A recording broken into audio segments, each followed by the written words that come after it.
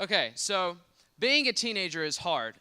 The reason I say this is because as a teenager, you want to fit in. And let's all be honest, you want to be cool. You know, you were pressured into planning out your whole life by the time you graduate. You have to make decisions like what kind of college you're going to go to, what kind of career you're going to get into. And I've even been asked, when are you going to get married?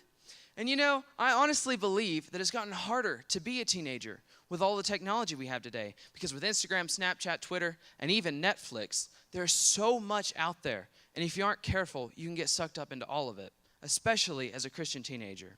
You know, Matthew 38-40 says, "You have heard it said, an eye for an eye and a tooth for a tooth. But I tell you, do not resist an evil person. If someone slaps you on the right cheek, turn to them the other one also. And if someone wants to sue you and take your shirt, hand over your coat as well." So as a Christian teenager, I have high standards to live by. If someone on the internet decides to pick on me, I'm called to respond like Jesus would. You know, one of the greatest examples of this I found in an article on Facebook about a YouTuber named Emma Mae Jenkins. You know, she's a teenager and a strong Christian. So in the article, it talked about how she was the subject of a fellow YouTuber's video called "Crazy Girl Obsessed with Jesus." In the video, they mocked her devotions, her God, and her beliefs. And then they moved on to make fun of her appearance. Tell me, how would you respond in Emma's situation? I would have responded in my flesh. I won't deny it.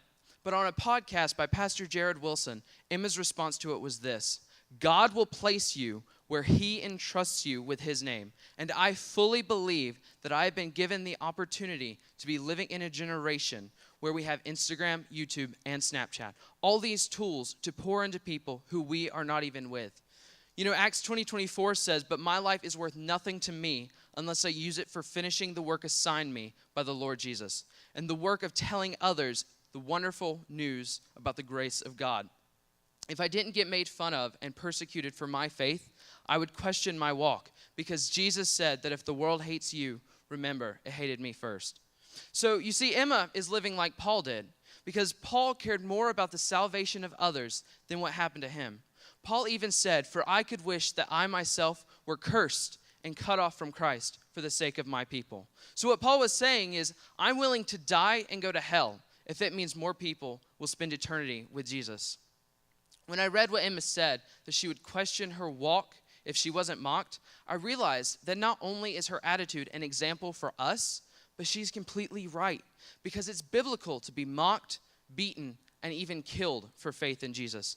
Matthew 16:24 says, "Then Jesus said to his disciples, 'Whoever wants to be my disciple must deny themselves and take up their cross and follow me.'"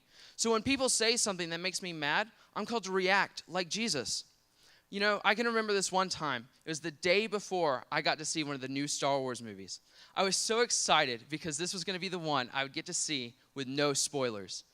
Then one of my friends found out that I hadn't seen it yet, so he spoiled the entire movie for me. I was so mad, and I had a plan on getting him back, but I can't do it.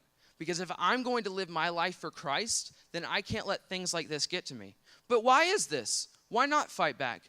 The reason? Because more people will see Jesus Christ in you when you return their hate with love than if you return their hate with hate. And our job as Christian teenagers, Christian children, and Christian adults is to show Jesus Christ to the lost. Thank you, guys.